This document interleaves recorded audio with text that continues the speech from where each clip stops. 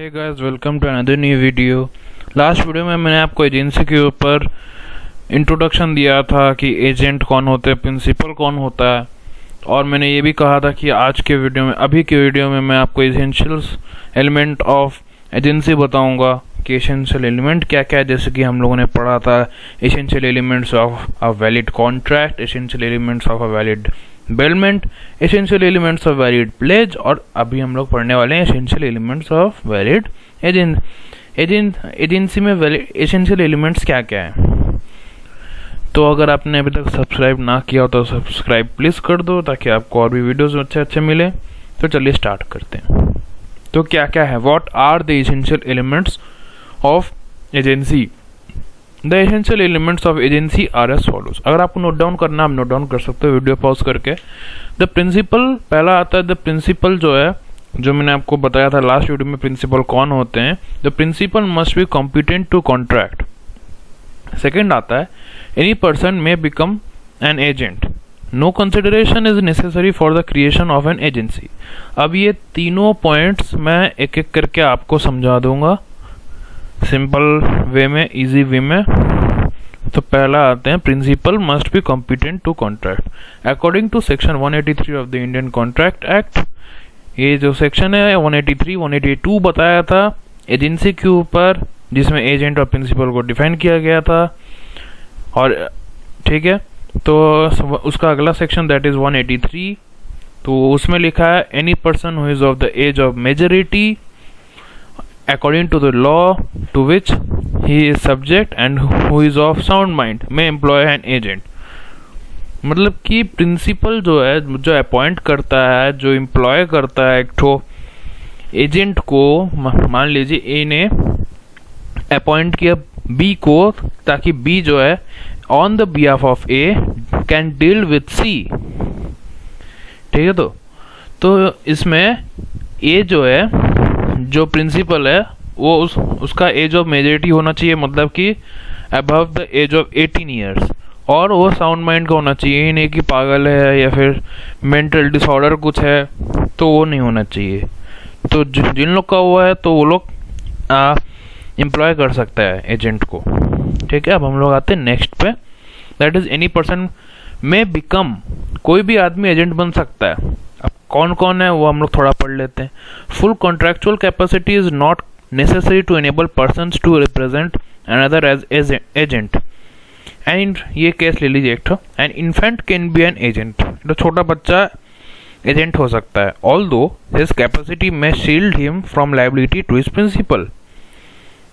पर उसका जो कोई छोटा बच्चा है, उसको तो उतना कैपेसिटी नहीं है समझने, मैच्योरिटी नहीं है समझने का, कुछ शक्ति नहीं है, तो वो प्रिंसिपल जो भी उसको करने बोलेगा उसके बिहाफ में वो कर नहीं पाएगा। Thus although minor can not employ an agent, मतलब कि प्रिंसिपल जो है वो माइनर हो के भी वो एजेंट को एम्प्लॉय नहीं कर सकता, क्योंकि वो माइनर है। क्योंकि लास्ट वाला एसेंशियल में हम लोगों ने बताया principal must be competent to contract. तो अगर वो माइनर है प्रिंसिपल, तो वो ये एजेंट को एम्प्लॉय नहीं कर सकता। Yet he may become an agent but since he is an incompetent to contract.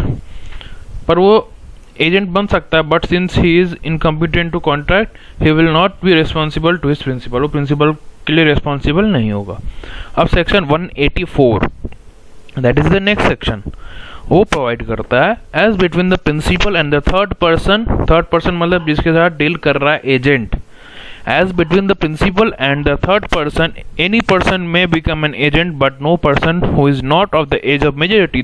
देखिए इसमें भी age of majority आता है, and of sound mind, इसमें भी sound mind आता है। जैसे कि मैंने लास्ट सेक्शन में बताया, that is section 183, कि प्रिंसिपल को भी जो होता है एलिजिबिलिटी है कि साउंड माइंड का होना चाहिए और एज ऑफ मेजोरिटी होना चाहिए। इसमें भी एजेंट बनने का भी वही है कि साउंड माइंड का होना चाहिए और एज ऑफ मेजोरिटी होना चाहिए, तभी कोई एजेंट बन सकता है। So as to be responsible to his principal, मतलब वो अपना रिस्पॉन्सिबल होना पड़ेगा। जो भी प्रिंसिपल कुछ काम दे तो वो अकॉर्डिंगली उसको करना पड़ेगा, according to the provisions in the behalf herein content. जो भी प्रोविजंस इसमें कॉन्टेंट है वो सब रिलेटेड।